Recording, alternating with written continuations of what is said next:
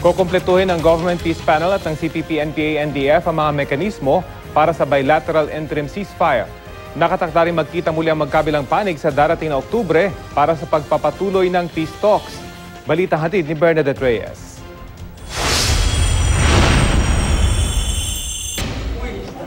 Ngiti ang pasalubong ni Presidential Advisor on the Peace Process, Secretary Jesus Dureza, sa mga sumalubong sa kanya sa airport matapos ang anyay matagumpay na muling pagbubukas ng peace talks sa Oslo, Norway sa pagitan ng gobyerno ng Pilipinas at CPP-NPA-NDF.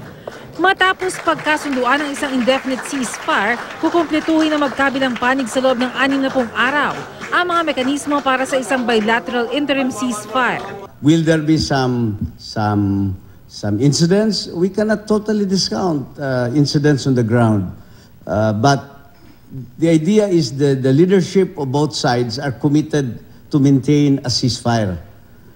Kaya nga mahalaga na mayroong mechanisms para you will have ways on how to prevent.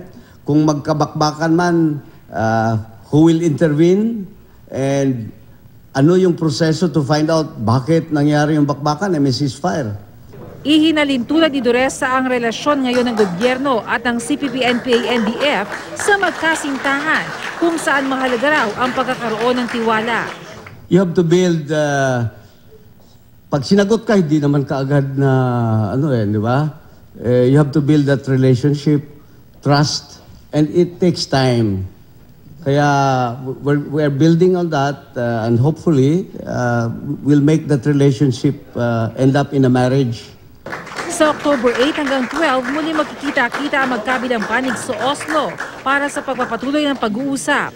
Habang nasa Norway, sinamantala ni Dureza ang pagkakataon at nagpunta sa Belgium. Pinag-usapan nila ng Belgian Foreign Minister ang napipintong pagbisita ni Princess Astrid sa Pilipinas. Nakipagpulong din siya sa mga opisyal ng European Union para magpasalamat sa kanilang suporta sa Bangsamoro peace process. Ibinalita rin ni Dureza na naalis na sa terrorist list ng European Union si Joma Sison. The listing in the terrorist list is present in the US. Sa EU, they already removed Joma Sison. Only the CPP-NPA-NDF are listed. Samantala, inaayos na rin daw ang listahan na magbibigay ng safety at immunity guarantee para sa mga miyembro ng CPP-NPA-NDF na kasama sa peace talks. Sa kabila naman ng peace talks, hustisya pa rin ang panawagan ng ilang biktima ng umano'y pagpatay ng mga rebeldeng komunista. 10 taon na mula nang madiskubre ang mass grave umano ng NPA sa sitio Sapang Dako sa Inupacan, Leyte. Nag-alay ng mga bulaklak ang mga kaanak ng 67 biktima.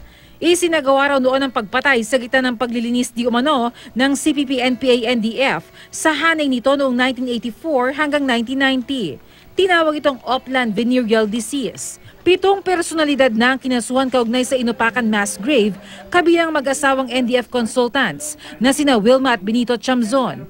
Dati nang iginiit ng mag-asawang Chamzon na fabricated o gawa-gawa lang ang kaso laban sa kanila. Pansamantalang pinalaya ang mag-asawang Chamzon para dumalo sa peace talks. Bernadette Reyes, GMA News.